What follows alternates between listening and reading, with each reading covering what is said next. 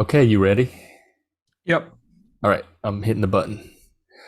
Okay, we are live. I'm back with Mert, and today we are going to talk about wokeness. I had an experience recently, and now I'm tired of it. I'm much more motivated to dig into it and figure out what it is and some solutions, how to stop it or slow it or something. I'm and Mert's going to help me with that. What's going on, Mert? Yeah, well, I'm doing okay. What about you? Um, I'm okay. It's early here. Hang on, let me figure out my speakers. Say something. Test one, two, three. Okay, I got Yep. it. Awesome. So, just before we were talking with John just before we came on, and he gave a definition of wokeness. Do you remember it? It was like liberalism is not working anymore. So it's an attempt to create equity between groups because liberalism is failing to do that, which that's not what liberalism was set up or designed to do in the first place. So the woke have different goals or values or agenda Mhm. than modern Western liberal society anyway, if that's the case. Well, regarding equity, I actually have an idea on that, by the way. Some people say that the definition of equity. Okay, so let me actually restart on that. So, for example, Jordan Peterson and other people say that equity means equality of outcome. And I've heard some liberals say, well, that's wrong, right? But I think what they miss is the fact that it is equality of outcome in the context of the ideas of white privilege, for example, and systematic racism, et cetera, et cetera, et cetera. Because if if for the woke types, if there is no equality of opportunity for the oppressed, let's say, due to systematic conditions such as systematic racism and all those things, what that would mean is that um, it would mean that all those people that aren't able to have those outcomes, well, they were oppressed. So now they have to. So now they that's why they give jobs on the basis of skin color and such. And so it is equality of outcome. So on that point, I just want to say that because I often hear people say, well, equity doesn't mean equality of outcome. And it does not mean equality of outcome as a single entity, but within the context of wokeness, it does. Because if there is white privilege, if everything is systematically racist, then the woke type often thinks that, well, all the people that don't have those jobs, they were oppressed. I've always known it to mean equality of outcome, and it's not equality of individual outcomes. It's equality of group outcomes. They compare one arbitrary group demographic to another group demographic. Why And do you think that? yes, the topic of wokeness came up yesterday in one of my groups in a really personal way. And someone asked, "What is wokeness?" They had never heard of wokeness. They don't even know what. And I'm thinking, I don't have a way. I don't have like a really succinct way to explain it to people on the street that may be hearing it for the first time. So maybe we could get some basic, simple definition of wokeness that viewers that might not be familiar with it can understand. And I think it's using manipulation of guilt and shame to try to gain some kind of power in the guise of inclusion, and the concepts of harm and violence. It's using the concepts of harm and violence to manipulate and play on the emotions of guilt and shame to gain some kind of power advantage because there's this perception of there's this oppressor and oppressed axis. So there's this perception of oppression and this concept of an oppressor doing the oppression, and it's an attempt to use that framing to emotionally manipulate someone into giving an advantage to the person that's perceived as being oppressed. Yeah. I think it's stating authoritarian means to, let me rephrase that. I think its definition is authoritarianism seemingly justified through seemingly good intentions. So, for example, it's what both the far left and the far right did, where the Nazis, for example, said, "Well, we're burning books, but it's for your own good.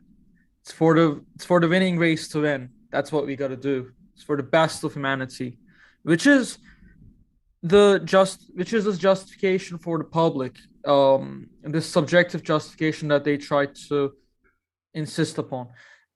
And the far left did that as well, saying, well, in the USSR, you're not allowed to read. For example, there were university students that were caught reading counter-revolutionary texts and they were arrested.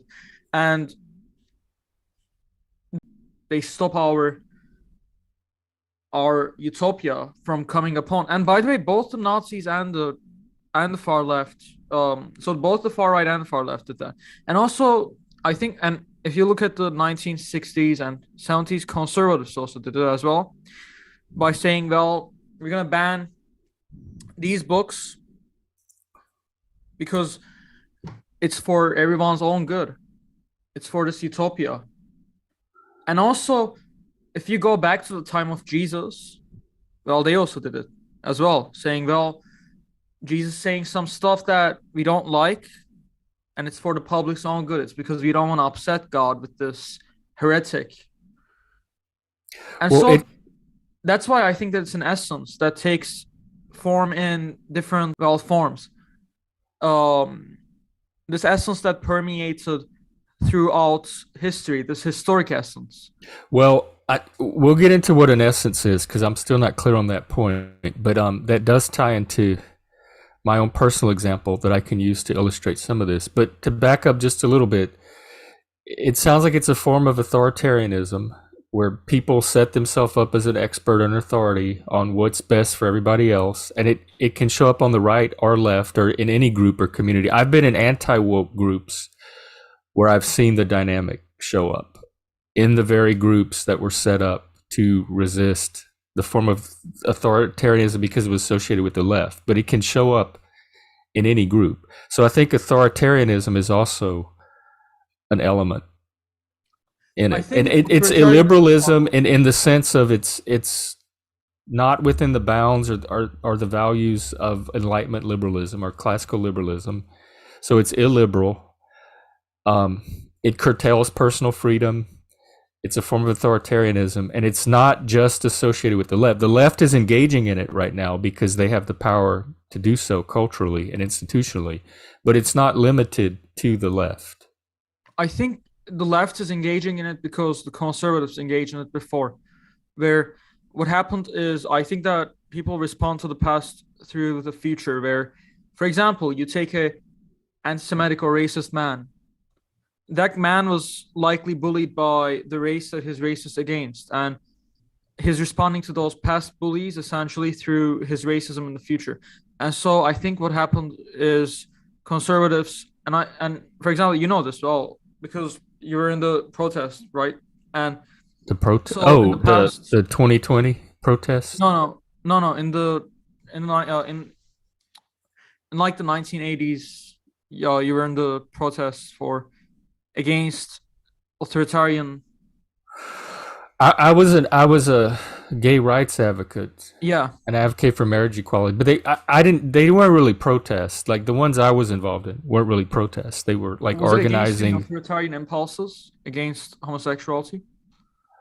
It was stuff like helping to organize pride parades and being part of advocacy But groups and it had a support groups. reason, But I right? was never out in the street protesting. But do you feel that there was authoritarian notions Well, against let homosexuality? me say this about what you said about the woke are doing it now because conservatives did it in the past. I grew up under mostly conservative. I grew up during the Reagan years, both of the Bushes. None of them were telling me how to talk. They weren't mandating speech. They weren't engaging in the kind of censorship that we see now. And they had the power to do so. So when you say that the left is currently doing it because the right did it in the past, I don't have a strong memory of that, of what's happening now, happening on the But what about Republican the side book when I grew up bannings under it. and That's why I'm reacting to it so strongly now, because it is so foreign and new to me. It's not something that was a norm for most of my lifetime. but couldn't one argue that the expression to gay marriage, for example, is sorry, the expression to gay marriage being illegal is authoritarian to a degree, as in marriage as a whole. But And it like for wasn't example, like sent. you're in Well, support that of was the it, existing laws on the books, so it's not like they made a law. Like but gay, we still, had gay marriage, and they came and made a law to take it away. We were trying to expand the existing secular institution of marriage, but they were not censoring speech. Like you could say anything you wanted, you could use whatever pronouns you wanted. Hate speech was not illegal. You could, and they were not. Well, we didn't have online either, so I think a lot of this came from the online, the medium of being online and having all of your conversation in text, where people could come back afterwards and point to things and say, "You said this. This offended this person." Blah blah blah. But they weren't engaged in censorship, and they weren't making rules for how people had to talk and act and behave and treat other people like they are now. And they definitely were not driving for equity. okay, let's take it this way then. What I mean isn't okay. Well, I'm going to change what I said in regards to limiting it to free speech. I think that the left has been radicalized through the radicalized right in the past, not purely due to free speech laws, but due to, for example, laws of um well, gay marriage, for example, being legal on its totality, and those type of things. So responding to those past memories through the future, because it's very easy to become. I think all of us acting in the present act in the way that it responds to past memories. So you respond Yeah, to the past memories it's the through the compulsion future to present. repeat that Freud talks about. They are repeating actions from a world that we don't live in anymore, but in their minds they're still living in the 80s when all that is happening. And to have an oppressor oppressed axis, you have to have an oppressor. And if there's not actual oppression, that requires distorting existing groups or people imaginatively, like demonizing, pathologizing, problematizing like they do, to create that kind of folk villain or boogeyman of an oppressor. And so they're fighting against this imaginary villain that may have existed in some sense 30, 40 years ago, but doesn't exist anymore in the way it exists in their imagination. So a lot of it Okay, is they're but just can repeating patterns from decades ago that were maybe needed or effective against actual oppression that was happening at the time. And they haven't adjusted to the new reality that we have gay marriage.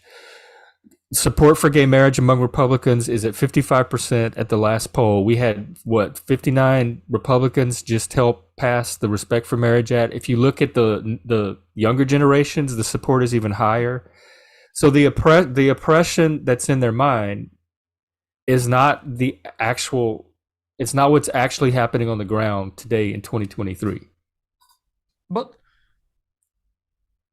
I think that there are two ways of responding to the future in the cases of pain. And I will give the two examples.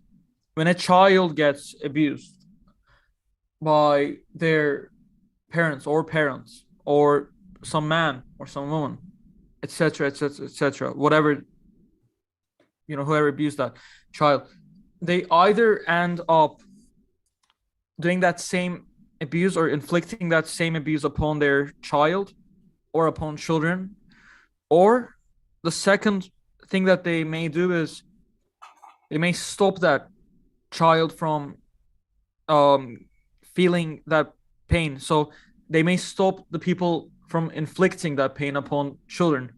So therefore, they may be saving, for example, people from getting kidnapped. Like if you take the case of there's this blonde girl where she was kidnapped by this man into I don't remember her name for some reason, but she was kidnapped by this man to Utah, if I'm not right. Oh, was it Elizabeth? What's her name?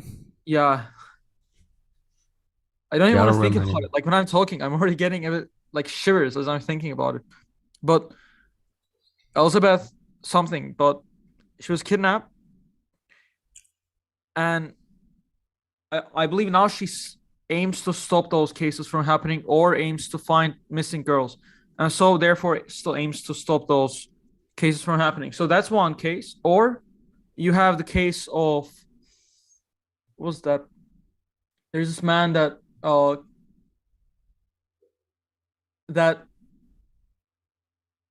made his own daughter. It's hard to talk about these cases. Well, It's hard to talk about these cases, but I mean, I there's may another have a few examples. I've been saying for years and years Joseph and Fritzer. years.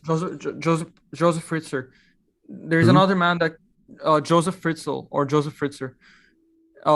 He can he so he kidnapped his own daughter essentially and kept her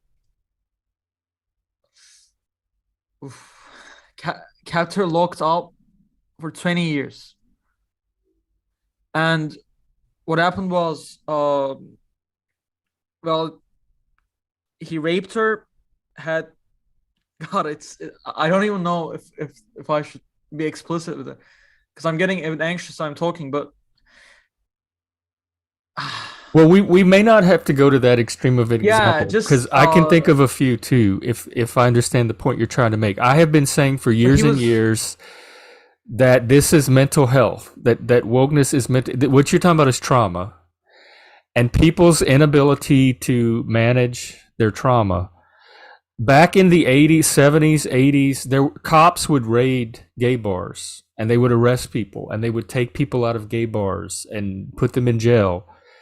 And a lot of gay people, like that was a form of oppression for a lot of gay people. Nobody's doing that today. There's no cops going into gay bars, arresting gay people, pulling them out of the bar, taking them to jail, but they are still living as if that is a realistic threat or a realistic danger. They do not have the ability to reality test because they're still living in that trauma memory. And for a lot of the younger generation, it's not even a direct memory. It's just a narrative that's been handed down because they were not around when that was happening. but So I they think don't they're have an doing the same ability to thing. like go to a gay bar and look around and say, "Oh, this is not happening anymore." They still perpetuate the narrative as though we're living in a world where that's a realistic danger. They do that with like the trans genocide. There's very few trans people actually getting murdered, and the ones that are the ones that are lying about who they are, and then they find out in the bedroom, and somebody like panics and gets saying are they're sex workers. But random trans people just walking down the street are not being snatched and slaughtered.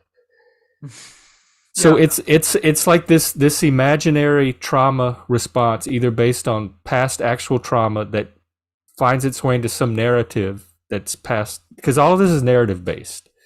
It's a myth or a mythology about this evil oppressive villain and these innocent victims. It's the Cartman drama triangle. You have a victim, a villain, and a rescuer.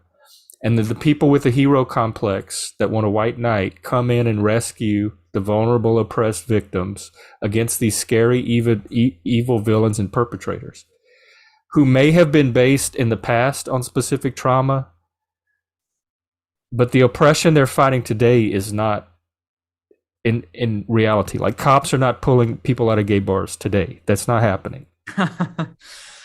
Yeah,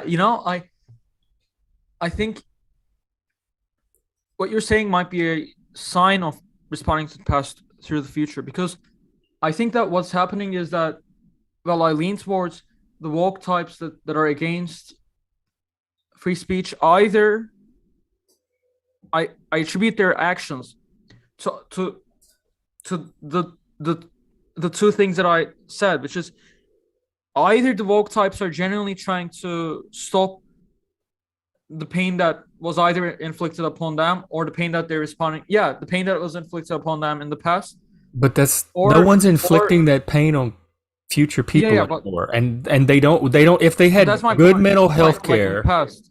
they would be able to look around and see, oh, is this happening? Is what I'm fighting against happening? Are people inflicting this pain currently on other people? No. Okay, then I don't have to do this thing anymore. But it's their whole identity. They can't give that up because their ego. It's like they need the ego high that comes from being a hero or a savior to this imaginary I think that's crisis one that's going on. case.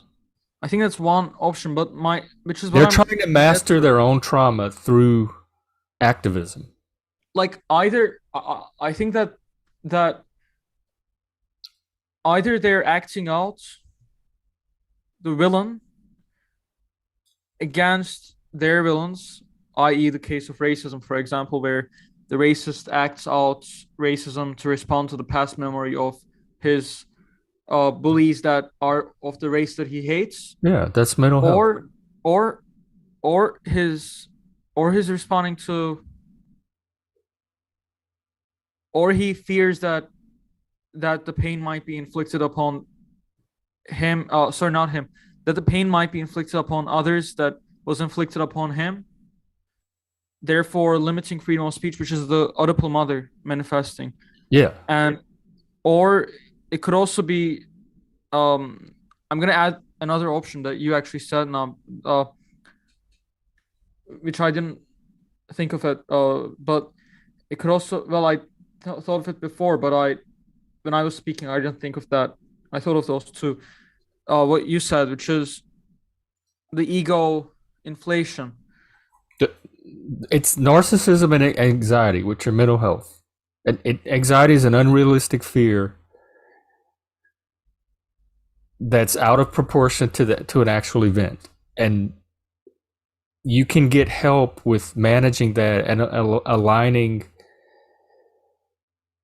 your reality with actual reality so that you don't have to be Yeah, like if you're anxious that someone's going to break into your house, you can do some reality testing and figure out how realistic that fear is so you don't have to like live every minute of the day in fear that someone's going to break into your house if it's not a realistic fear. That can be managed through mental health techniques, but instead it's encouraged and kind of coddled and stoked and inflamed for political purposes and the purposes of activism. Another thing I think that plays into it, you're talking about like future harm, not necessarily to protect based on past experiences, but it's safetyism, and it's this idea that words or violence can cause harm. And so they're protecting innocent, vulnerable people from the harm that words and violence and speech can cause of that danger, and then acting to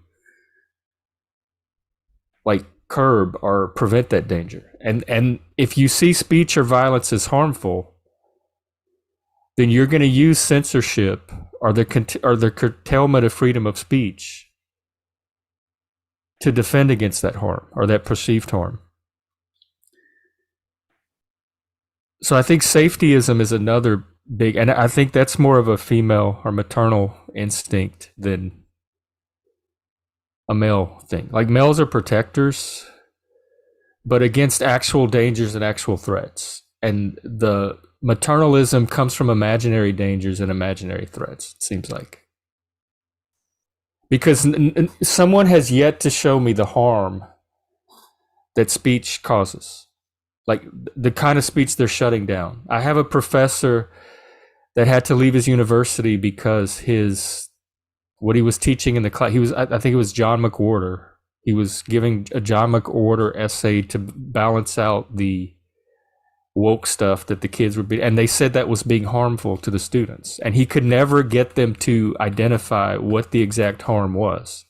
They just push this narrative of harm, and they try to play. This is happening in what I told you about. You. Let me calm down because I'll get really emotional about this. I was signed up to do a Wild Man weekend in about 3 weeks in July, a warrior training where they take you out in the woods they put you through these initiation rituals, and it's a lot of the men's groups I'm involved with in the men's work that I do. People have done this and got a lot of benefit out of it, and it kind of it's a way of kind of bonding the men together and initiating them into this community. So I was really excited to be able to do this. And one thing I was excited about was to get my animal name, because all the men that have gone through this, they have an animal name, and I've always wanted an animal name. And so they were talking about it recently, and because someone had just gone through it, and I got excited, and I said, "Did you get your animal name?" And some of the people proceeded to inform me that they no longer do the animal name ritual because the Lakota tribe, the Lakotas themselves actually phrased this as a declaration of war. They lobbied the Mankind Project that the some of the elements of this initiation process that they were using were culturally appropriated from the Lakota tribe. And so using things like animal names are causing harm to indigenous populations. And the Mankind Project was somehow suckered into believing that having men come up with animal names was in some way hurting the Lakota population. And they changed their process to where they no longer do the animal name part. And when I heard that, it totally threw a giant bucket of cold water on my enthusiasm, if not my plans, to do this Warrior Weekend, because I don't know that I can. I just lost a lot of respect for somebody that would be taken in by the narrative that by doing this process and coming up with it, which look, the Lakota don't own language, they don't own culture, they don't own animal names. There were other elements of the weekend too that they objected against. Huh? Do they view it as patriarchal or? Well, they did. I read the material that they sent to Mankind Project, opposing this, and they did talk about having it be done by white men was one of their concerns and issues. So they were racializing the issue by bringing in the concept of this is white men doing animal names and it's harming the indigenous population. And Mankind Project capitulated and agreed to change their process because of that. That's another but problem. I they were never clear on what the harm was. So again, they throw out the word harm or violence or damage, but they don't show in a what harm is. If you sue someone in court or even small claims court for money, you have to show how you were damaged. You have to convince the judge that some kind of damage was done, and you have to show in a very concrete way what that damage was. They don't do that in this use of harm that John is saying an acquaintance of mine from back home once told me on Twitter not to use the word spirit out. Yes, that was in this material that I looked at last night when I was doing my research. They should say Patronus. See how they're telling people what words to use and how to talk based on this idea that if you don't talk the way they're telling you to talk, you're using harm, you're causing harm to people, which plays on that emotion of guilt, those emotions of guilt and shame that I've talked about. The right never did that in my lifetime. The Republicans under George Bush, Ronald Reagan, never came and told people how to talk, because if you talked a different way, you were causing harm to people. That is a new thing that is coming out of the left. Not saying other groups couldn't also do it, but right now, this is something that's new in my lifetime that I'm only seeing from the progressive left. John says, which is wizard appropriation, in my opinion, so very offensive to me. Though, I think that the right, conservative right, was responding to the Nazis and the Soviets through. Okay, this only if they didn't. Wait, actually, I have a question first. Did they allow all forms of books to be published and shared? Yeah, I mean there were efforts to ban certain books on the community level, and it was like for example, it was like taking them out of libraries or stuff. They didn't like get together like in Fahrenheit. Taking them out of libraries, that's still an infringement on free speech. Like for example, you know the whole Catcher in the Rye controversy where Like that was an infringement on freedom I of don't speech. remember a lot of censorship or book ban growing up, There but was now I some. can tell you in my home state of Louisiana, in the city that I grew up around, there was a movement to take some of the LGBT, like the graphic LGBT material, like that queer comic book where there was an effort at the state level legislatively to have some of that moved to another section of the library where the access to it would be restricted and you would have to like show your ID or parents could access this, but that kids themselves could not just walk in and pull it off the shelf. And that was framed as book banning and What censorship was on the the right. age? And they never said the library couldn't have the book. They just wanted it moved to a separate section where the access to it could be a little more controlled. What was the age? And what was the book about? It was several books. It wasn't just one book, but it was. The- If you're familiar with that, I don't remember the name of it. It's queer something. It's that graphic novel that shows very graphic scenes of like fellatio, and I think they have a there's some trans or gay sex scenes, and this is marketed as material that's appropriate for young adults, teenagers. And I saw some of it on Twitter. They posted some of the frames from it. I couldn't believe what I was seeing. Like I'm an adult gay man. I'm part of the kink community. I have seen some shit, some really raw graphic stuff. And when I saw this book, I was shocked at what was in this book, especially that it was being geared toward kids. well, I think that. Genderqueer is the book, John says. Yeah, I Hmm, think that's what it's called. It's the genderqueer graphic novel. But that's just one example of the material that's out there. but I Because think there's a if culture war over sexuality and at what age sexuality should be. but if they were forcing out books such as Catcher in the Rye out They of the weren't. library, I read Catcher in the Rye growing up. Nobody told me I couldn't read it. was there okay, so who was removing it from libraries? And we Nobody or studied Kill a Mockingbird in high school English class, and now because of the left, they're taking that like they're not studying that book in the curriculum anymore because they're branding it as racist. So not only are they removing the books and telling people what they can study or not, but they're setting up this narrative where you get stigmatized if you have an interest in that thing. Why would you want to study Kill a Mockingbird? That's racist. Why would you want to even read the book? Are you racist? So it sets up even an interest in the thing they're trying to censor as a personal, like, it calls into question you as a person for being interested in whatever it is they're trying to censor. So that not only are they trying to censor the material, they're trying to set up a narrative where the person that wants to read the material is somehow pathologized themselves.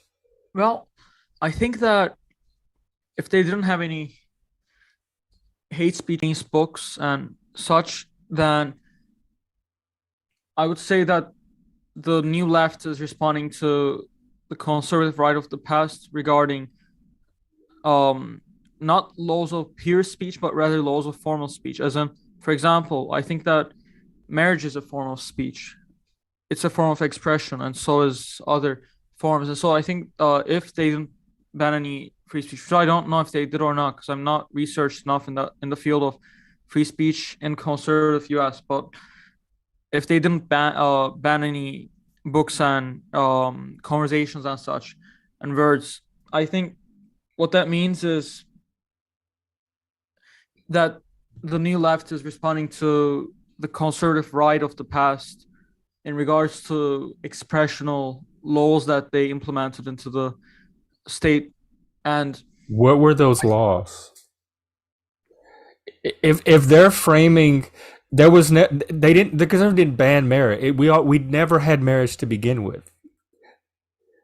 So it's not like we had marriage and then they came and made a law to take it away and said you cannot express yourself in this way through marriage. They but they just got removed didn't it. expand the franchise for us. So you'd have to like really do to me some disingenuous framing to put that forth as an example of Republicans suppressing speech. So therefore we're gonna double down on suppressing speech to an even higher degree just because gay people couldn't get married.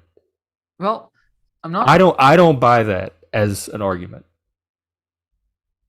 Okay, let me maybe say this. I don't think it's on that level particularly, right? But either it's on, and it's not. Let me refine that argument. I think that some people are responding to that marriage um situation due to anger. Well, you guys wouldn't let me marry. You Yeah, guys due, don't. due to, again, But mental health reasons. but but to refine that argument, I suppose it's not only that they're responding to that. I think that wokeism actually maybe, for example, responding to also past memories of bullying, getting bullied. Trauma, Yeah. And so it could be mental this health. collective,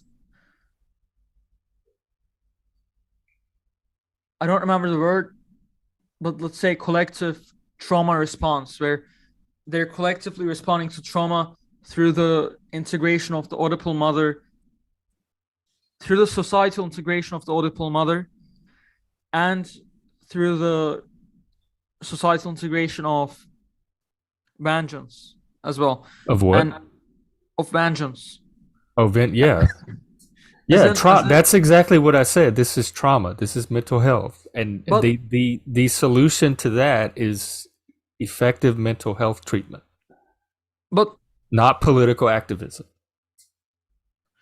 so if we take conservative US may have been, so if they had free speech in regards to literal free speech, so in regards to gay marriage, they didn't have free speech in that sense, right? Where there was an expression. If you want to But frame marriage as speech, to me it's way more than that's a small aspect of what marriage is and what we were fighting for. But growing up, nobody told me how to talk ever once. I never got but fired from jobs for talking a certain way. I never got ostracized from groups for using the wrong language or the wrong words. I think that the US was responding to the Soviets and the Nazis by saying, well, you guys didn't let us speak. So now we're going to, well, not let us speak, sorry, to reframe that.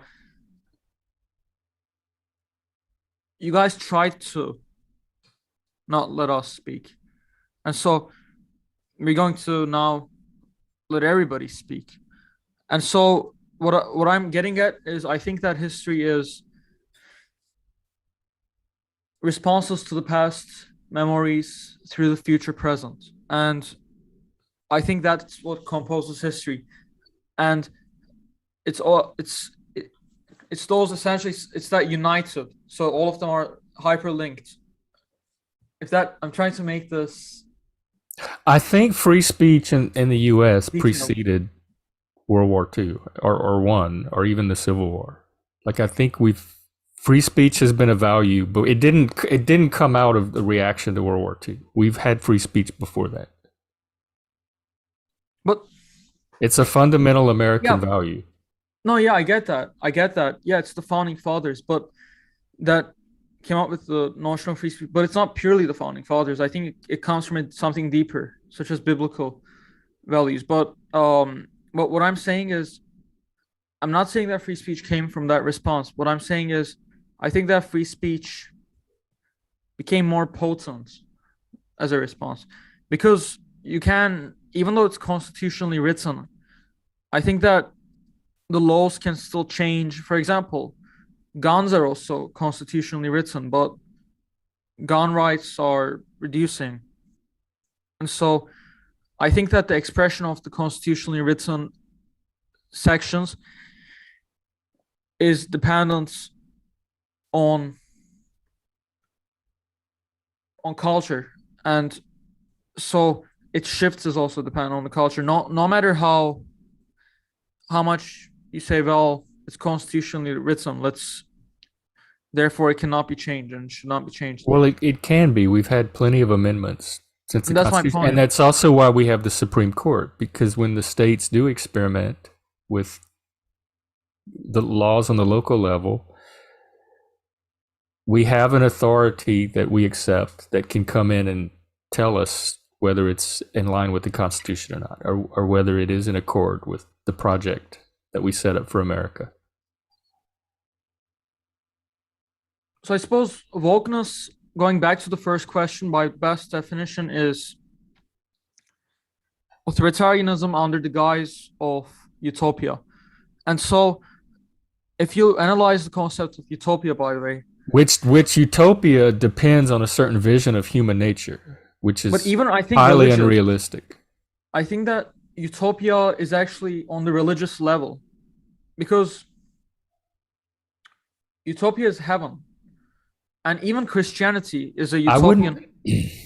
Like I think that Christianity, Islam, etc., are utopian, and also Marxism is also utopian. And I think you have to go back to at least Plato when talking about utopias, and that predated Christianity by several centuries. So I don't know that Plato would associate utopia with heaven, and I don't necessarily think the woke do either. A lot of them are but when atheists. I use It's a utopia, I'm using it in that political sense. utopia here, like it's a political secular utopia here on Earth But that's I'm achievable using in human society. but I'm using utopia as a symbol for heaven. And so what I'm saying is I think that utopia is this hope for utopia, I think, is what keeps humanity living. And so I think we all have, in fact, I think unconsciously we're all utopians because we have this whole stupid categorical ethical binaries of this person is good, this person is bad, this I person don't. loves this child forever. As in, because I think people are beyond good and bad, and I think that They people are are. also People are beyond. very complex. Yeah, and I think it's impossible to love someone for. I think it's bullshit to say I love my child forever because that presupposes that the moments that you're angry and the moments that you're hurtful and the moments that you regret and the moments that you are hungry and the moments that you feel different things towards your child, whatever that is, contains a different ego, a different Freudian ego. And if that's your presupposition, then what case is there? What case do those people that categorically box other people into these narratives of, well, he loves this girl forever, he loves that person forever, what justifies their differentiation for the Freudian ego, where what differentiates this you with the other you? So what differentiates a father, the you within the father that's loving its child, and the you within the father that's pulling its child by hair? By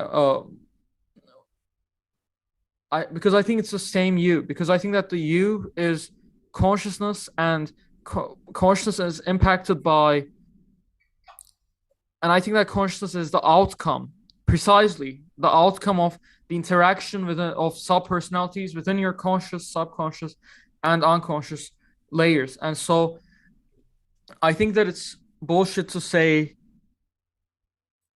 I think it's bullshit that people say people have this eternal ethical binaries regarding categorizations of other people. I don't know if you can. Like I don't feel like I do. I don't feel like you can generalize that all humans have this simplistic ethical binary. But I think you can justify that because I think that there are. I'm skeptical of any like dogmatic statement of all humans this or all humans that. Like I Same take over people as here. they come. But There's sometimes people are behaving in ways I would consider good, sometimes they're not. It's different for each individual person. I mean, I think that there are two worlds. There is the practical world and the impractical world. And the practical world is composed of limitation because without limitation there is no practice. And the impractical world is composed of limitlessness. And I think that the practical world is therefore composed of practice, of action, while the impractical world is intellectual. because the world of ideas is limitless, and they cannot exist without one another, because you cannot practice without integrating an idea into action, and you cannot think without integrating the action of thinking itself. And so they need one another, and therefore another thing that they need is also the integration of one another. So they need one another, and they need to integrate for them to exist. And so I think in the practical world, by definition, practice is the I worded it away. I remember. Okay, so I think that practical world equals to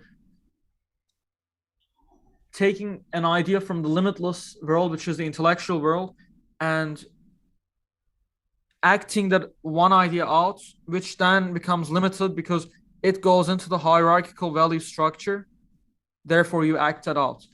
While the limitless world is the world of ideas. And if you look at the symbol of chaos and order, chaos is limitless by nature, therefore it's chaotic. And order is limited by nature, therefore it's orderly. And so you see the idea of the limited being practical and limitless being impractical, and those two integrating for us to act and move in the yin yang slash chaos and order notions, and its nature within the chaos and order notions. Well, Or I'm a elements. Discordian when it comes to chaos and order. Those are human categories for perceptions, and they're subjective and they can vary.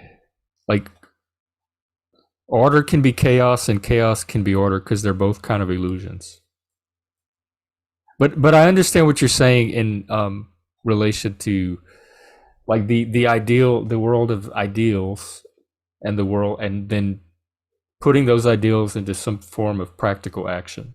The world of ideas, where let Like me artists do rephrase that it. too when they have a conception and then they put it into Let me a painting or a book or something. let me rephrase it.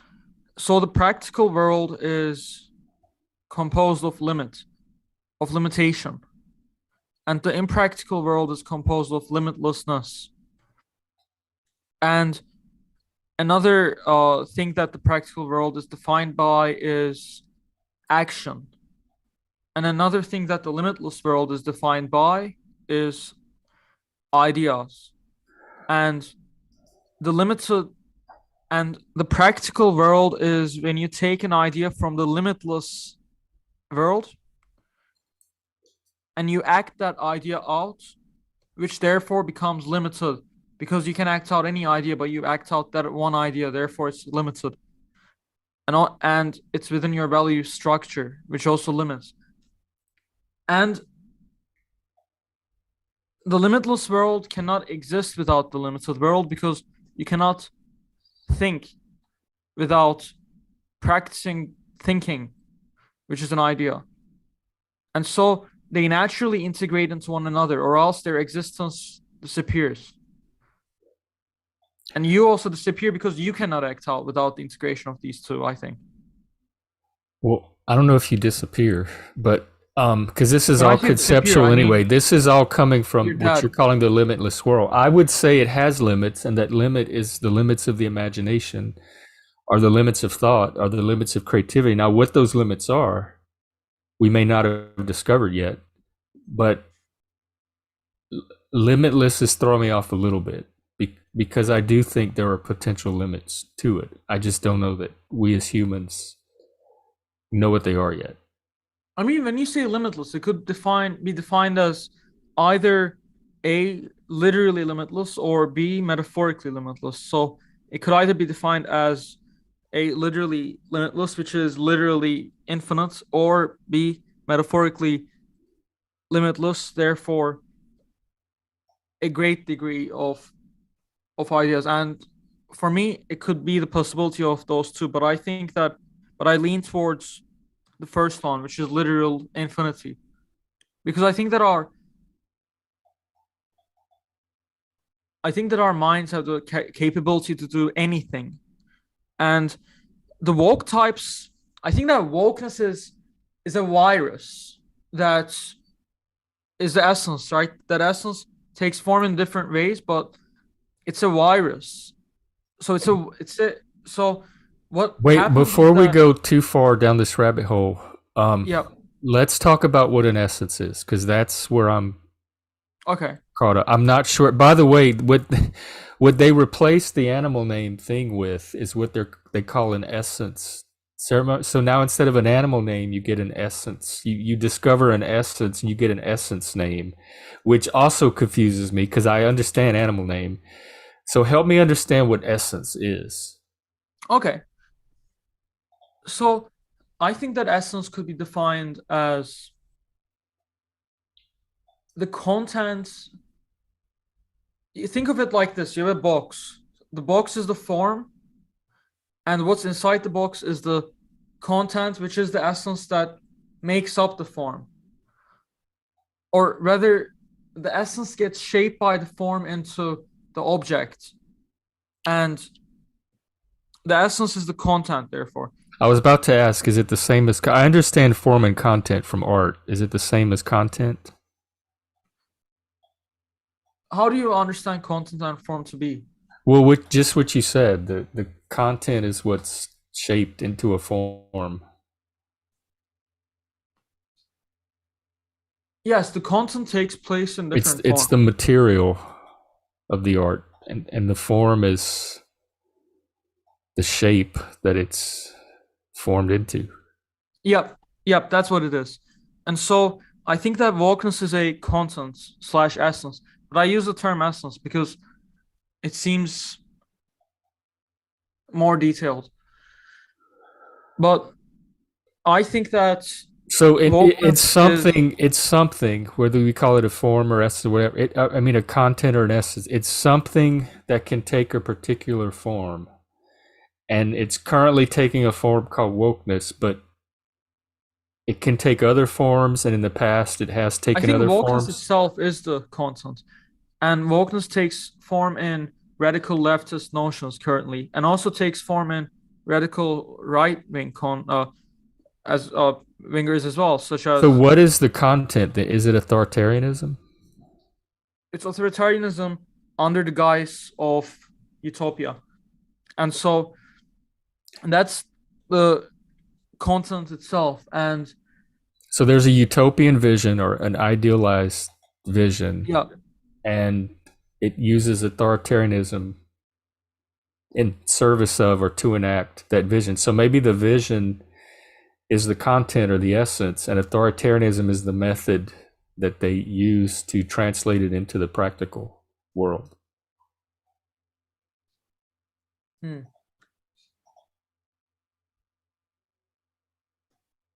Not that authoritarianism couldn't be part of the vision itself, but I think it's the utopian element in the vision that So the will to utopia being the essence and authoritarianism being the form. authoritarianism being the method or the technique or the tool to actualize into the form. Because you have, like in art, you have the vision, the artistic vision, and then you have the form it takes, like painting or music or whatever. And then you have the different techniques that you use to translate that vision into a form. So it's the act. There's a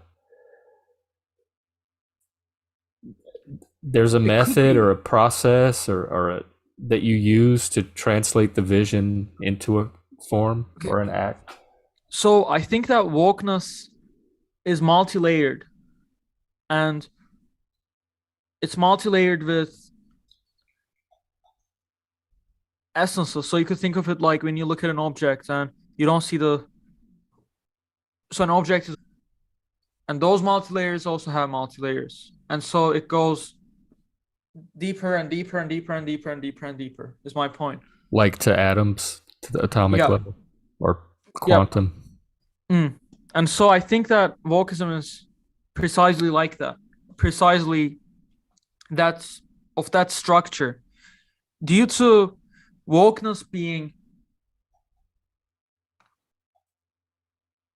authoritarianism under the guise of utopia, because it could either actually be there could be a will to realize utopia, an actual want to realize utopia, as you said, or there could be using utopia as a justification, just as Hitler did, where he used this idea of utopia to justify his whims.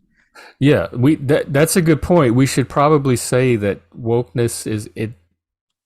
There's probably many different forms or motivations for it, depending on the individual. It may not just be one uniform phenomena. Some people are using it. It's the power drive. It's just a way to satisfy their drive for power and status. Some people I think may be that's one using layer. it for in a more aesthetic or artistic sense to execute a particular vision that they feel very strongly about, and they care less about the power part than getting their vision enacted. So there's probably several aspects that would drive several motivations, or have people emphasize one aspect over the other on an individual level. Like another part is its virus to the intellect. I think that wokeness is partially a virus to the intellect, which is one of the layers within the layers, actually. Because you have this outer layer, you have the outer layers, and then which contains the subset of layers within it. And so you have, imagine it like this. Okay, this is interesting.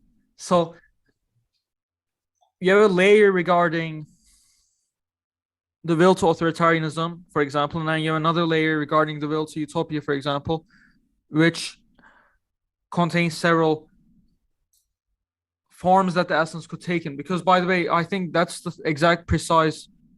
We could link that into painting. For example, the painting, which is the essence, has potential to take form in different ways, but we see that potential, and so each essence has a degree of potential to take form in. And regarding wokeness, it's the same thing because it's an essence just like paint is.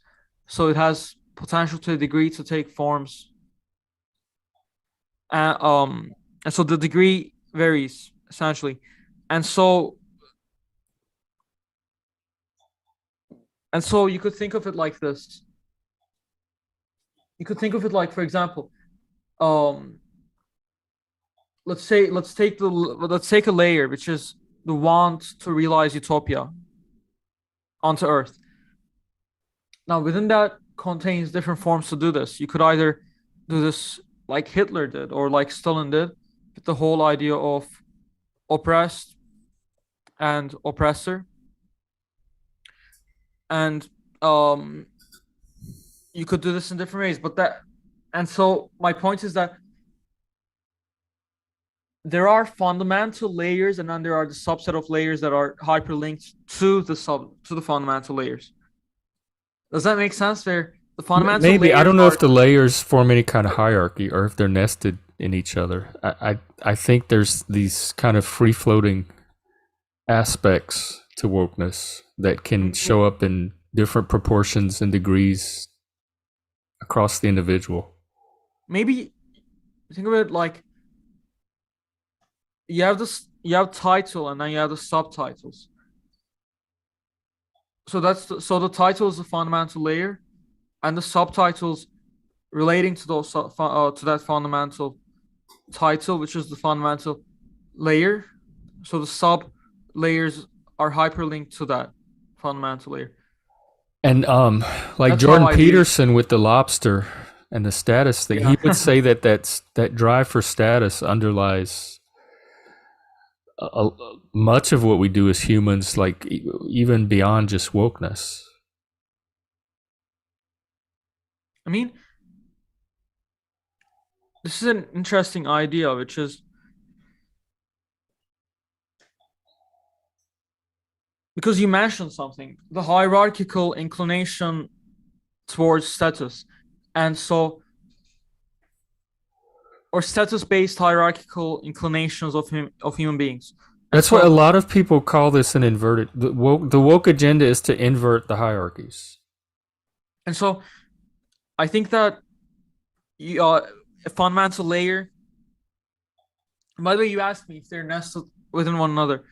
And so think of it like this: like imagine a imagine this like top kind of like a floor, okay? And that floor has is cut up into four parts, and and then you cut that up into an oops, sorry. So you cut that up into another four parts, let's say, and you basically do that until there is like 100 boxes on each floor, and all those boxes have names, let's say, and all of those are go down and down and down into the sub layers, sorry, into the multi layers, and each multi layers are a set of those. So you could think of one floor, two, second floor, third floor, and each floor has a subset of layers that are hyperlinked, just like I mentioned. You have a title in an essay, which is the fundamental layer, and then you have the subset of layers, let's say, and then you have another title, let's say, and then you have the subset of layers related to that title. So it's of that same nature. There's a subfloor. Sorry, you have the fundamental floor, subset of layers, hyperlink to the fundamental floor, and that fundamental floor, subset of layers, hyperlink to that fundamental floor. But you could think of it like all of them are chopped up into Of these what? mini, all of these squares. So like 100 times 100, let's say, and all of them are kind of tubes. All of these squares are tubes into multi layers, and those multi layers are actually fundamental layers. And those fundamental layers all have sub layers that are hyperlinked to the fundamental layers. So they're like floors. Does that make sense? I mean, it makes sense conceptually. I don't know that it you may be getting too into form and losing the content. I don't know how precisely it maps onto wokeness itself. You can think of it like genes, where there's this idea that genes are that there are latent genes um that could be expressed environmentally.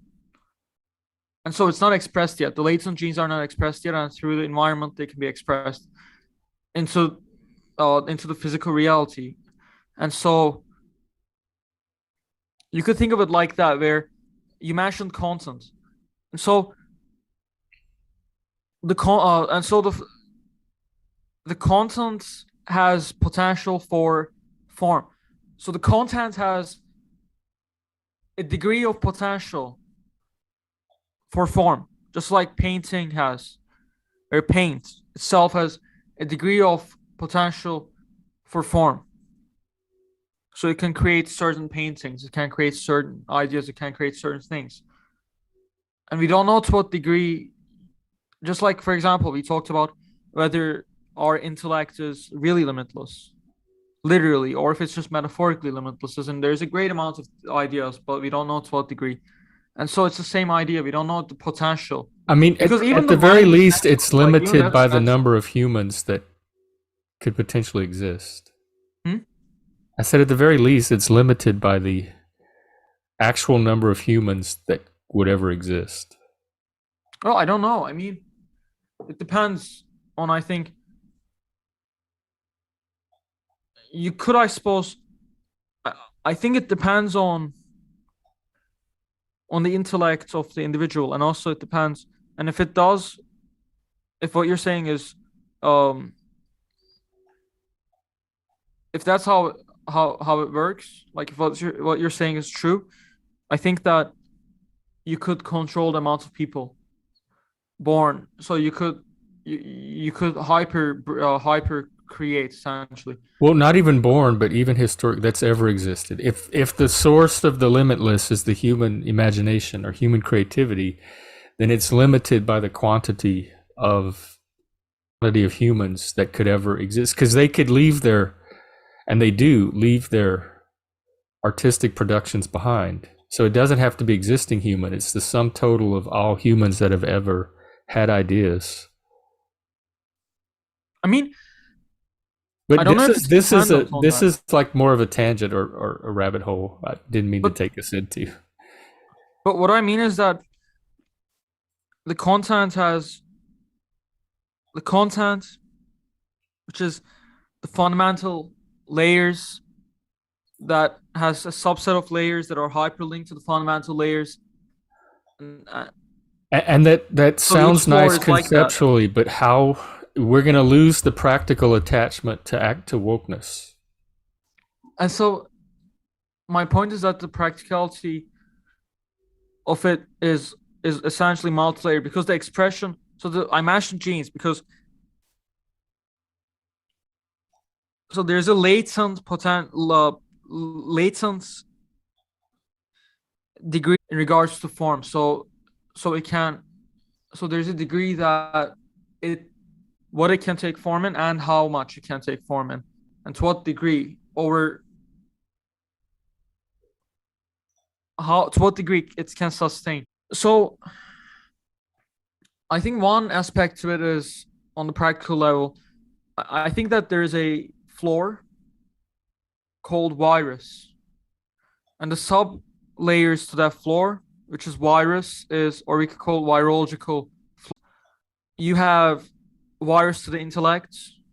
That's one because if you limit freedom of speech, you limit freedom of thought, and if you limit freedom of speech, you also limit open debate. For example, I was talking with someone and he mentioned something about Christianity, but before he mentioned it, he said, "Well, this might be controversial, but," and then he mentioned it. Now, this is the same thing with things that are perceived as racist or anti-Semitic or and such. And so we're already seeing this limitation. For example, before I say what I'm about to say, disclaimer, and see even the fact that I have to do a I disclaimer. know. But I don't think that Jewish people run the media. I don't have an opinion on that because I haven't researched on it enough. But the fact that people are not able to talk and debate about the thing, because it even if you figure out even if you find out, for example, that let's say the majority of the media is let's say Hang on for 1 second. The connection keeps going out. I'm noticing. I need to. I was gonna make a joke, but YouTube I says decided not excellent to. connection. It's giving me the little green excellent connection I was sign, gonna but make I'm a joke when seeing you said the video keep no, going go in and ahead. out and flash. I don't know some of the content or not. And I also don't know what to do about it. So I guess just continue. It's very annoying though. I think that, for example, the question of group identities running the media. I think that the people that say Jewish people run the media are wrong because they say on the basis of an identity, they say, well, it's this focus on the identity. They take a group of people and they focus on a particular single identity, which is Judaism. They say, well, therefore, They you do. could say brown people run the media. So it's a stupid argument because it's just taking it's taking an element and saying, well, that element runs the media. It's like, no, it's not. It's not the identity that runs the media. It's it's it's like maybe maybe there's some hereditary advantage, but what I'm saying is even if okay, maybe okay, so Jewish people are overrepresented, and so Hang on. You know what? This thing is really bugging me. I think it's going to affect our.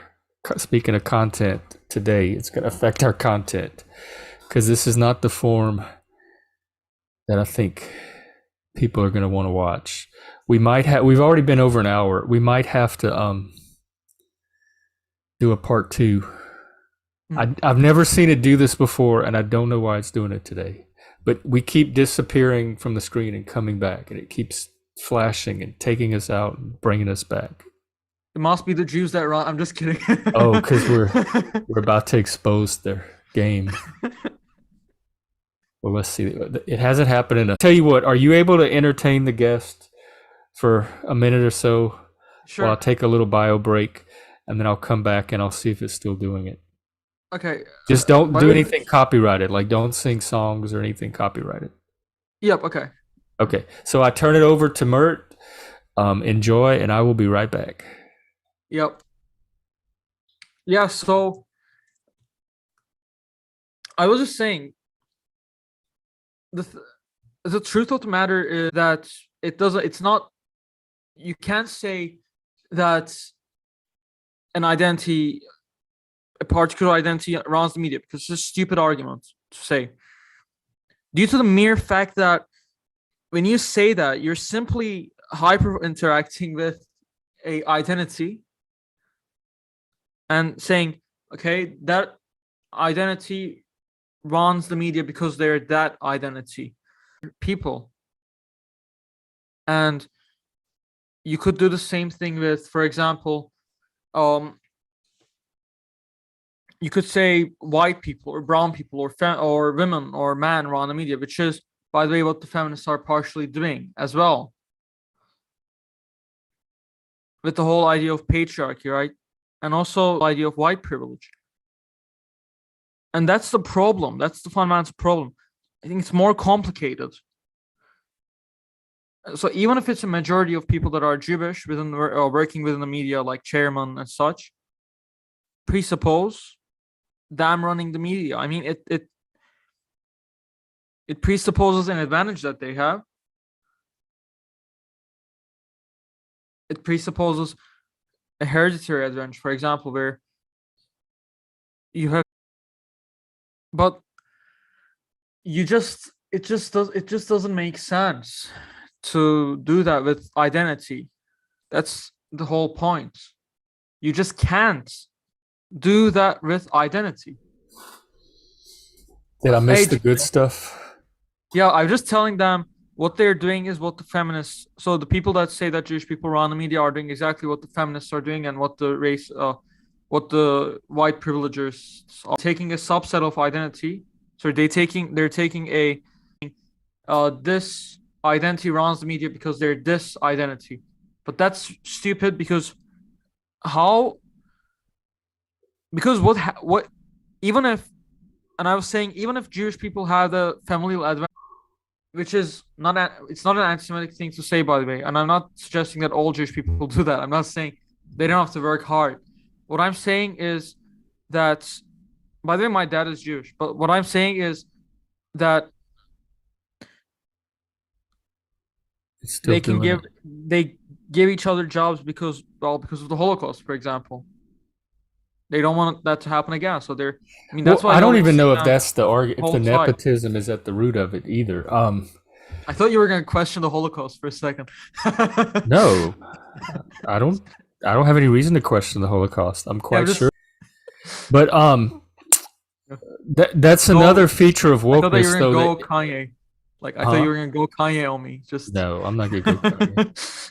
okay. I, So another important feature of wokeness is it thinks in terms of the group and not individual. Like it right. submerges the individual into group. So that's another aspect of it. Is this thinking at the, I don't know if you call it macro or meso or whatever level, but it's thinking at a level beyond the individual, where the individual doesn't seem to carry much priority at all.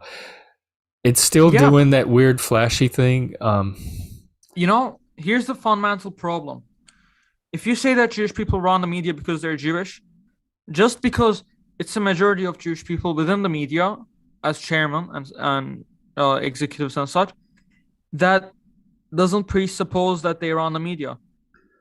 It's the same thing as saying men are. It's the same thing that the feminists do, where they say men are, let's say, overrepresented.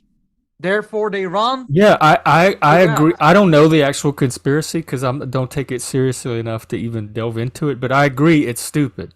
It's stupid to Feminism is also a generalize about conspiracy, I groups think, and by to that stereotype definition. groups. I agree that it's stupid, and I agree that's the exact same thing like certain LGBT groups and other. groups. Like that's like wokeness But I is don't know so that that's it's limited to wokeness. I think that's a feature of human social psychology. why do you think so? Because we all think our brain takes in an enormous amount of data and we package it into stereotypes as shortcuts. What differentiates this being, by the way, actually, do you mind if I make myself a cup of coffee and come back? Go ahead, and I'll keep an eye on this flashy thing because we might have to end the stream if it keeps doing this. It's just So it's not going to produce a good live stream if it keeps it up. So yeah, maybe you go could make your coffee, and we'll check it when you get back. so maybe you could entertain the, just keep them kind of keep the conversation going and keep the thoughts about this flowing. I By will the do. way, it's quite funny, but the thing is, when you mention even the idea of Jewish people running it's like it shouldn't be illegal to question the Holocaust either. As much as But it's it stupid, shouldn't be illegal to like question whether the Earth is flat either. But people do yeah, it. I that's my mean, point people as are well. allowed to be stupid I wouldn't and call that ask stupidity, stupid questions. I wouldn't call that stupid questions. I think everything has to be challenged all the time because we cannot dogmatically believe in ideas. Even ideas such But as the Holocaust was a historical event. It's not an idea. And the but flat Earth and the round Earth is a scientific fact. It's not an idea. I have a problem with I have a problem with the ideas of facts, and I call that idea because I don't think that you can know. Okay, I said this before. I think that it's impossible currently.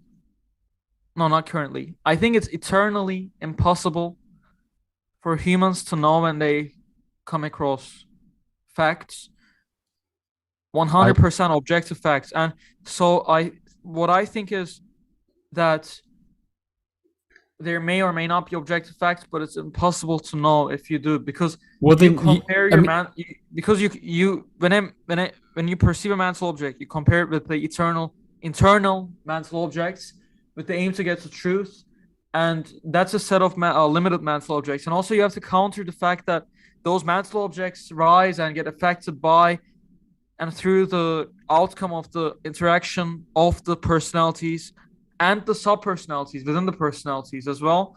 That works within the conscious, unconscious, and subconscious levels. And so that's my problem with facts, the idea of facts. but That's why I think it's a good you're idea. taking yourself out of that practical world and retreating into that limitless intellectual world by that we still live in a practical world where Oh, facts so you matter. mean practically? But I don't think the flat, but I think that the flat Earth and sphere Earth debate exists in the impractical because what as in Yeah, in the okay world of the like imagination, you can think and question anything. But I'm interested in the world that I live in with other people, like that I share with the rest of humanity. And in that world, there was a historical event in World War II that we call the Holocaust, and the Earth that we live on, the planet, is not flat. but my problem is are you okay where I disagree is see, for me the practical world works differently as in Like you can retreat from this, but that's but my point I'm at a different place on that axis than you are. Like I don't see I don't see a lot of value in going into that form of extreme skepticism. So if that's where you are, that's, yeah I don't know if I can follow you there. like for me also the I I don't think that we should I think we can in the practical world we see for me for example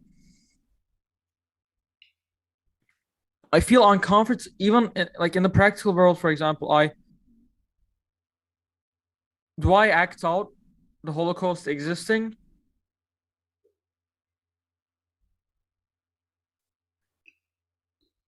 I mean, you can doubt everything No, like Descartes and just end up with just your pure awareness of your awareness. I don't act out. I don't act as if the Holocaust existed, and I don't act as if the Holocaust did not exist either, and I don't act as if the Earth is flat, and I don't act as if the Earth is sphere or square, because I want to be a skeptic of everything. So I don't want to hold any presuppositions, because I think those presuppositions will stop me from reaching new conclusions if I see fit. For example, if one day I see fit for the Earth to be flat, what might happen might be, well, you know, yeah, Then I'm you're already gonna holding you're gonna end up in a delusional world of limitless here. possibility. You're gonna be paralyzed, like mentally and intellectually, when it comes to doing anything practical. But the thing is, I act out ideas still. But my point is, I don't act out as if I don't act out presuppositionally, but I act out ideas, single ideas. Where what I mean by that is, I don't act out as if one presupposition is true or another presupposition is true. Well, In the you sense, yourself said in the that you. sense of historical. Let me try and analyze this. In the sense of, okay, in the sense that it limits the limitless world. So I act out as if I act out the idea of my passion being to explore the universe as much as I can before I die, because it's integrated with it's integrated with the limitless world and the practical world. But I don't act out as if the Holocaust exists, because it limits that intellectual world if I act it out, and it causes problems, I think. So I think that when you integrate those two worlds, what you need to do is you essentially, I wrote this down. So you list out the practical and the intellectual world, essentially, or aim to. And the best way to list it out, the only word I think, you can't list out infinity, and you can't list out anything close to infinity. And for the practical world, you can list out things that work. Or for the practical world, you can list out. Okay, sorry, let me restart. So you have a narrative. What I mean by narrative is something very specific. You have a goal, something that you are, and something that you want to be, and something that you strive to be. And if the practical and the intellectual world, when integrated, does not work towards it and works against that, then you should, I think, throw that out. So for me, if I act as if the Holocaust is real 100%, that will damage my intellectual world. Sorry, not my intellectual world. That will damage my aim, because then it limits my access to the limitless world. And so it doesn't work for me. But that doesn't mean that it doesn't work for everybody. It just doesn't work for me. So I think it's very dependent on your, because I think that identities are are negotiated. Identities are negotiated in relation to our grand narrative, as in relation to our goals. So if it so for example, there's a parent, let's say, and a 60-year-old, and the 60-year-old's aim is to learn to walk, and the parent's aim is to teach that child to walk, but the main grand narrative is for that child to walk, essentially. And so both identities have to be negotiated to work for that, not against that. And so they are. And that's identity. And so the practical and intellectual world both integrated together, um, which therefore actually becomes, yeah, integrated together, has to support the narrative, the grand narrative, so the grand aim. And so it's an identity in its essence. And essentially speaking, it's an identity, and it's an identity that you have to negotiate with yourself. That's why I don't act as if the Holocaust exists or doesn't exist. Dobes says it sounds a bit like the mask theory we talked about. Um, I think there's a limit to the limitless when it comes to the practical. Like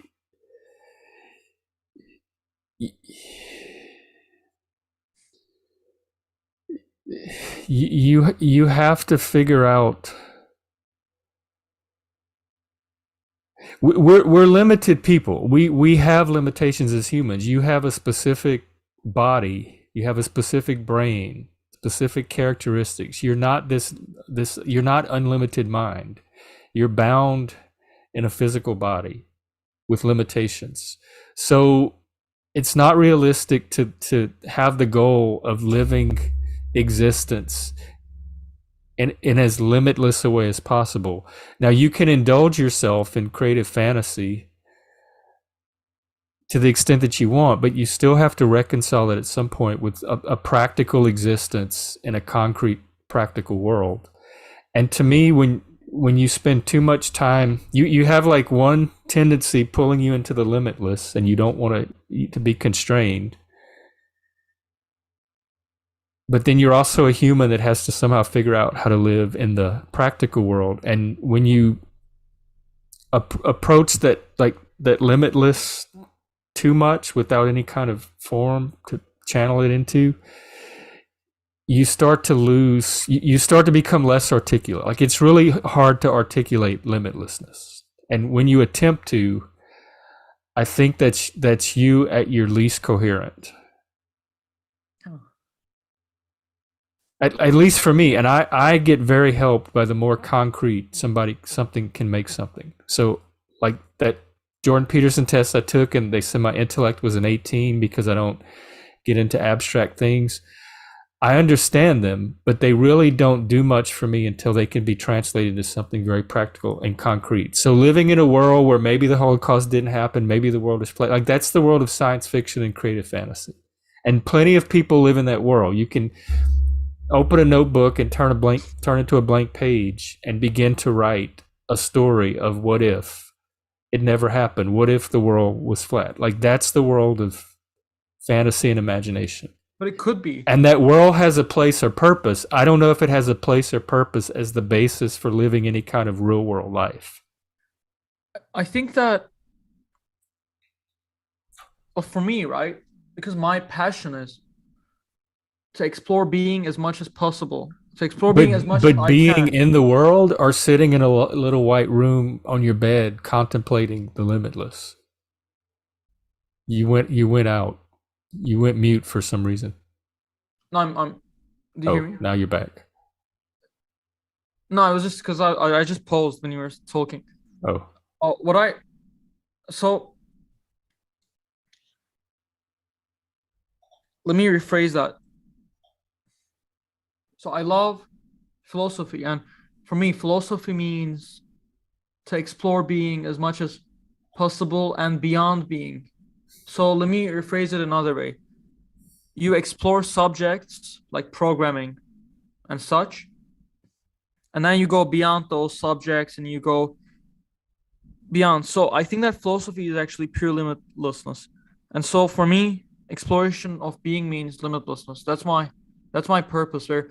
Like for example, currently I'm learning programming because I want to figure out, and also bioengineering because I want to figure out how to revitalize a human being and program ChatGPT into human beings, because I think that ChatGPT is a set of identities.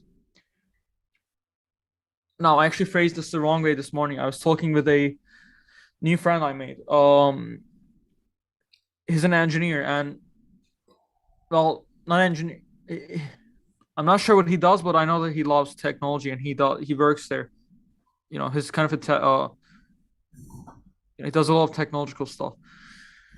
And so he actually helped me phrase this better. So ChatGPT acts out a set of identities to certain degrees. And now to expand on that, for example, if you say write a love poem, ChatGPT becomes your lover. That's the identity that it acts out, and it acts that out It's to a degree. And same thing with engineering question. You ask it an engineering question, it acts out the identity of engineer and it acts it out to a degree. And if you take a human being is externally that, a set of identities expressed to degrees, and a friend is specifically that. For example, if you have a friend and you guys have the same interests, that's an identity. So you both enjoy the expression of the identities towards one another and the degrees of identities being expressed. And a best friend is, and also by the way, it's dependent on your mood as well and your, you know, and what kind of identity you need. But my point is that the perfect human being is dependent on your identity, on the expression of identities, and you liking that. So the more you like the expression of identities, the more closer you guys become. And so I think you can make it. I think it has the potential to become a human being if you can work it out. And I think it already, because it already models after it. So if you can put it in a human being, then you can actually you can do a lot with that. But I'm sure they're to working answer your on it. question, it's limitlessness that I desire. So that's why because I think that philosophy is the ultimate limitless subject. It's as limitless as you can get because you go into subjects and then you go beyond those subjects. But you're also an artist, or aspire to, like, you have artistic An artist, aspirations as well, and that involves limit, like somehow finding a limit to the limitless so that you can put it in an intelligible artistic form. but I think that's what I meant. Now let me actually externalize another idea here. I forgot to externalize this idea. So limitlessness requires limitation. Requires what? Limitation. Oh, So because actually I did express this idea, but I didn't. I just remembered how I phrased it when I was discussing this with ChatGPT. I had a discussion, and we were essentially I was kind of making it analyze my ideas of the limitation, break its logic down, and essentially give me an Jungian analysis as well and such. But anyways, I said limitation requires limitlessness, and limitlessness requires limitation. And the reason behind that is because you cannot act out without incorporation of an idea. So you cannot act out without incorporation of an idea from the limitless. Therefore, you cannot. Therefore, limitation requires limitlessness, and for limitlessness requires limitation. A good example is limitlessness requires thinking, and thinking is limited because you incorporate the action of thinking, which causes limitlessness. So it's this integration. And you could also though think of it this way, where I suppose it's the practicality that's fundamental, but limitlessness requires limitation. I'm certain of that, and so there are, because it's always, because limits is, that's the sad part of life. You cannot, because if you're just floating around, then you're not limitless. And that was what I was getting at to before, actually, in our first episode. Um, it's so I think that arts and philosophy are the deepest subjects. I think that they're pure limitlessness because they incorporate limits in the way that it unlocks limitlessness to the greatest degree possible. Because, for example, let's say that I study science, purely science, that incorporates limits and opens up a small degree of limitlessness, which is based in an objective world, but it doesn't go beyond that. It's not metaphysical. But philosophy says, well, what's beyond that? What's beyond that? It's skepticism of everything. And so you look at art, it's the same thing. It's this it's this world of everything essentially that you incorporate into. But the way you incorporate that limitlessness into limitation, which opens up limitlessness, is the same thing for arts. Same thing as philosophy. I see philosophy and arts very as the same, not the same thing, but as very, very close and hyperlinked to one another. I think that's why philosophers often become artists partially. And often artists are philosophers. And there's this link, historical link between those two identities. Does that make sense? I think it for me it's the I understand the like the imagination, like the desire to go beyond imagination, or for Like my aim imagination is to to be go beyond skeptical of itself. But everything. what's throwing me is the One word of my aims. limitlessness, because I don't think we have limitlessness. Even when you're thinking specific things. Like everything we do has a has a delimit to it. But So that's what I mean. But that's what I the mean by concept of limitlessness. limitlessness is very particular to you, and you're using it in a way that I could probably like understand better if it were phrased other ways. Like Limitation unlocks creative limitlessness. potential, is that what you're talking Okay, about? how about this phrasing? Limitation unlocks limitlessness. But I don't limitlessness has is too vague. It has no real meaning for me. Okay, I I'm understand terms like purposefully potential. using I'm purposely using that as a vague term because I think that it's Well, potential, but at the same time it's so actualization, and at the same time it's potential, it can we does potential well, I work don't if think we it's substitute? potential. I don't think it's purely potential. The reason why I use the word limitlessness is because it's simultaneously potential and actualization and But and limitless to uniting me, those. realization. It implies lack of actualization. But there's But this. But it's far. Okay, let's say actualization and limitless actualization and potential. How about that? in my mind, I'm translating all of that into potential, because potential implies the potential for manifestation of that potential. But it's still potential. I think actualization is differentiated from potential. By the way, can I quickly make a cup of coffee? If you... Yeah, because we're probably just getting the semantics at this point, and losing what we're actually talking about. I mean, I love semantics. Well, we Even can do it. I don't know how interesting the YouTube community will find it, but go make your coffee, and because I'm gonna have to end the stream soon anyway. Um, if you'd like, go, we can go for 3 4 hours as well if you well, I want. have to work today, so Okay. I have to get ready for that. But go make your coffee and then check back and let's see where we are. We can do it like the Andrew Tate interviews where they did it for 4 hours swipe hour. I've seen those before, but like Interviews. no, I don't. I don't watch anything to do with Andrew Tate. He doesn't impress me at all. I mean,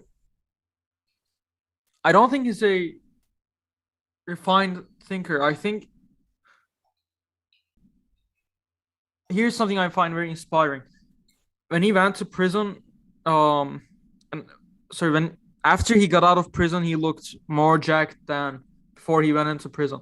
Mm. And so what I saw was this thing that he said, where he said that every moment is potential for goodness. And so I saw that actualize in reality and in real time, and I respect it a lot. And I was like, okay, I love that part about like I look up to that part. I want to be the potential and actualizes it into my What?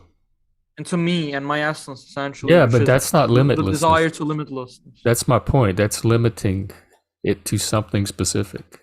But that's my point, which is that limitlessness requires limitation. You cannot overcome limitation because limitation is integral to That's why the limitation. term limitless is throwing me. Because if you have that many qualifications on it, then just find a different term that articulates what you try to say better. Well, I'm gonna make a cup of coffee and I'll think Okay. about what you said as I'm making it, and maybe I might come up with either a counter argument for what you It's said, or a just like counter the argument term against myself. toxic masculinity. I have no idea what people mean when they talk about it. So try to find a different way to say what you're saying, but they never do. They just keep doubling down on the term toxic masculinity, or they're trying to actually articulate. Well, I'll So think about what you said and kind of like think about to what degree I agree on this or disagree with it. And I think actually making the coffee will probably help me kind of okay, yeah, get go that make your out. coffee, So, and we'll figure out what to do when you get back, because I won't be able to mm. go on for much longer. All right, all right. Maybe Okay, you could do an after stream as well if you. I mean, not an after stream, a after show if you'd like. But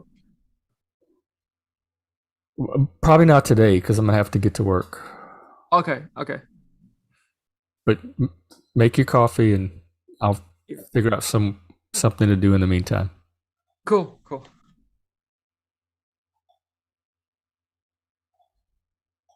Oh, so now it's up to me, huh? Yeah, this whole Dobes, back to the mass theory. If you're still there, is that like the social roles? How you develop the different aspects of your identity from the like social roles that you take on or find yourself in? Like you were talking about your three personas, and I discovered that I had three or four at that age too. It's this whole limitless thing, like that implies infinity, infinite, it's this vague cloud of nothingness, and every time he talks about it, he instantly follows up with some kind of limitation to continue the discussion around. And so if that's the case, like the Kabbalah has a concept of Keter, and at the Ein Sof above, there's like three layers above Keter, I think, before it gets into the infinite all that's God. And p- conversations at that high of a level of abstraction turn into like talking about nothing, literally zero, the concept of zero and nothingness, being in nothingness. And so if any point from that point, you have to start bringing in some kind of limitation. And so it's kind of this shuttle between limitlessness and practicality, and he seems really attached or fixated on this limitlessness. And I keep feeling the conversation pulled to that limitless where conversation anymore.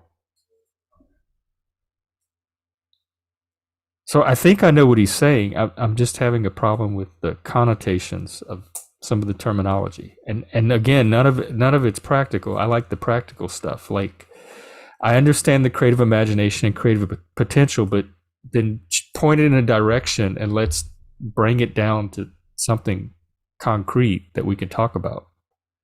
Talk about art, political action, how people enact an idea in their personal life. Take a concrete example from your life of an idea, and let's talk through how it got interacted. But talking about like the Earth might be flat, or the Holocaust might not have had anything's possible in that realm.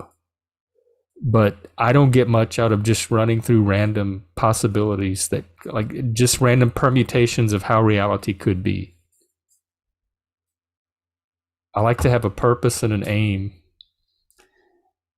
and some concrete form to work with.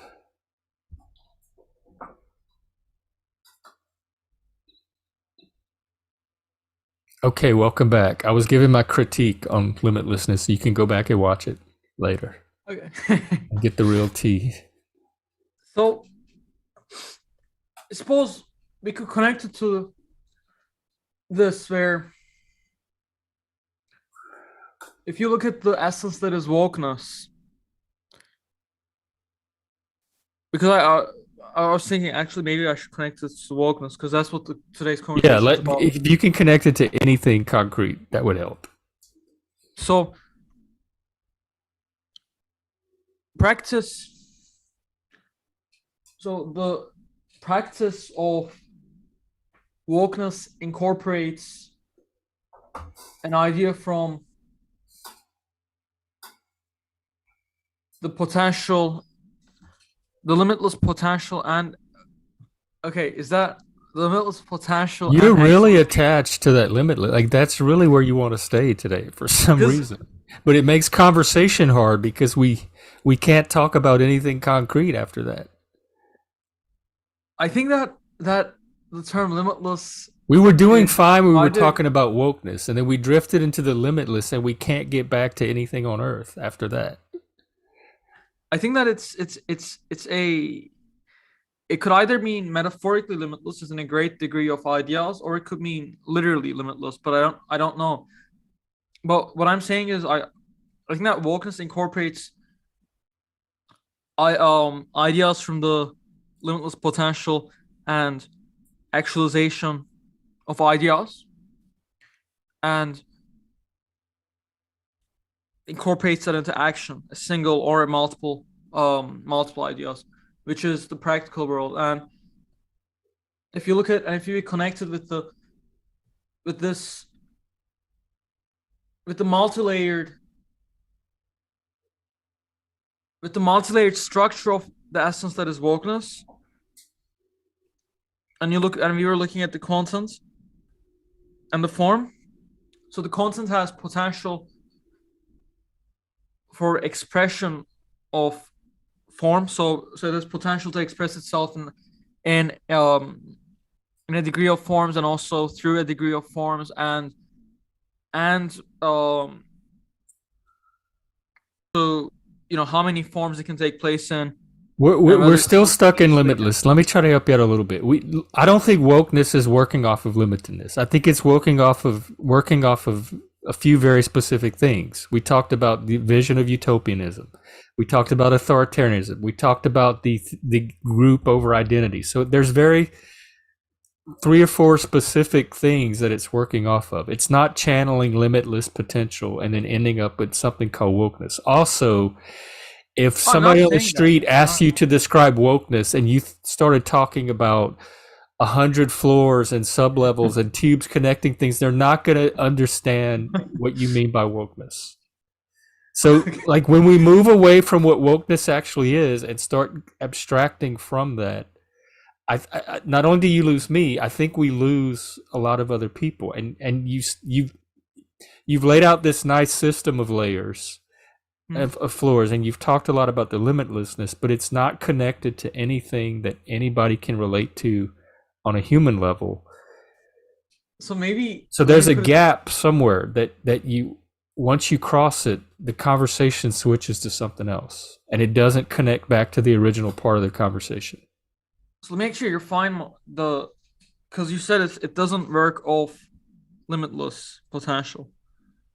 No, otherwise, anything could be that. We could be talking about anything and saying it's a form of limitless potential that's being channeled into something limited. I think that there's a structure to the limitless world of potential and actualization. There's Which there might be, but you'd have to like connect that to wokeness, and I don't think we're. how it connects is that the structure is akin to the structure of wokeness, which we described, the structure of the limitless world of potential and actualization, where you have these, again, these fundamental floors and then these subsidiary layers attached to those floors, etc., etc., right? The same thing. But I think that that structure, the structure of the limitless world of potential and actualization, is dependent on what's beyond. Okay, We're maybe not going to that's talk about wokeness, are we? We're going to keep. Are you familiar with Kabbalah, the tree of life diagram in Kabbalah? a bit, yeah, just a And bit. and at Keter's the crown at the top. That's where that is limitless potential, and above that, I think they have the Ein Sof. They have two or three little But layers as the potential starts. I'm interested in everything from Keter on down to Malkuth, like the actual spheres and pathways. And you're like talking about that little area before the tree even begins, and we can't get anywhere from there. It's like mysticism. You just want to wait. contemplate the all and commune with the infinite, but you can't. have dialogue about, like, you can't, once you try Yeah, to I'm put actually that just gonna into connect that. language and articulate. Yeah, I'm gonna connect that to wokeness.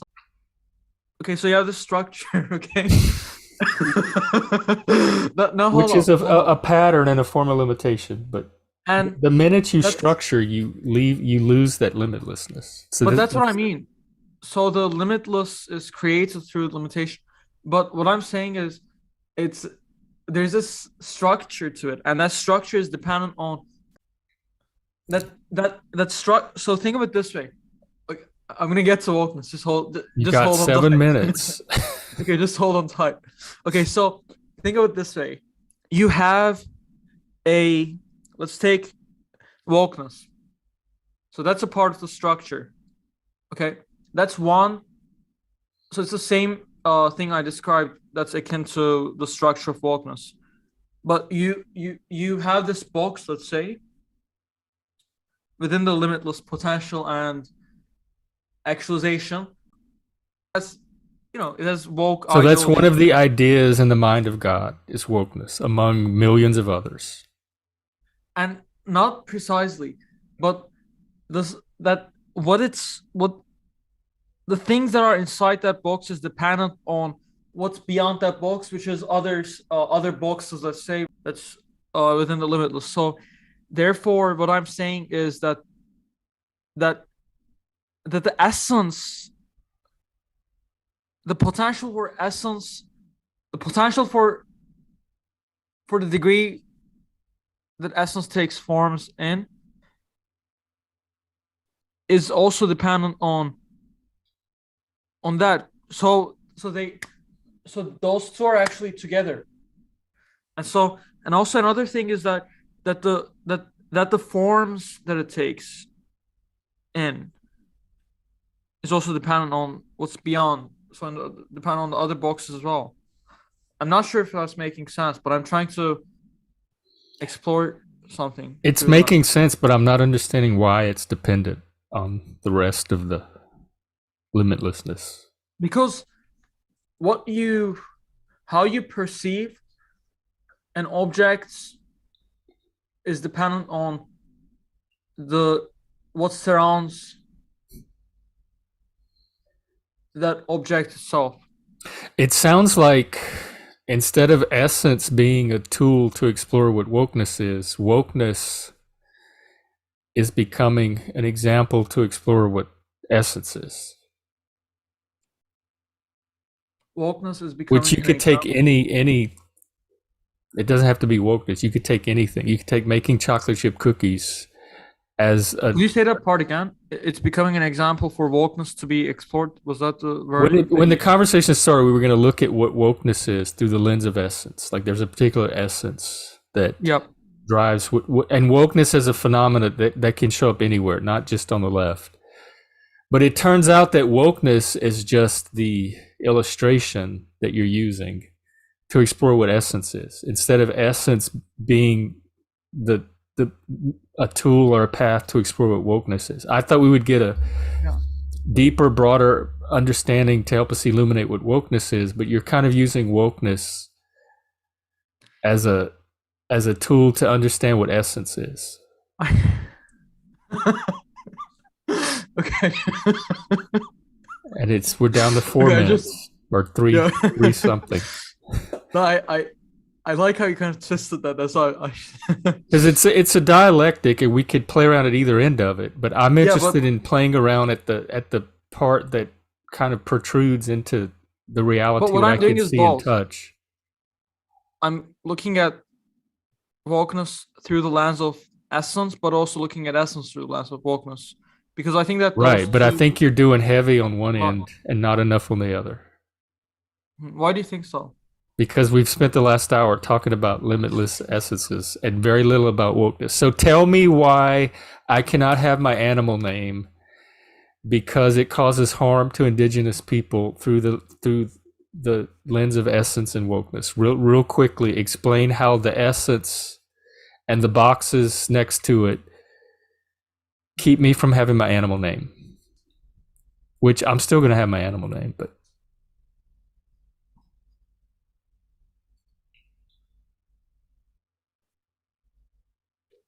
Yeah, so I think that it could be ascribed to different reasons as so kind of to summarize what I've said in the past regarding wokeness particularly regarding the forms that wokeness takes itself in.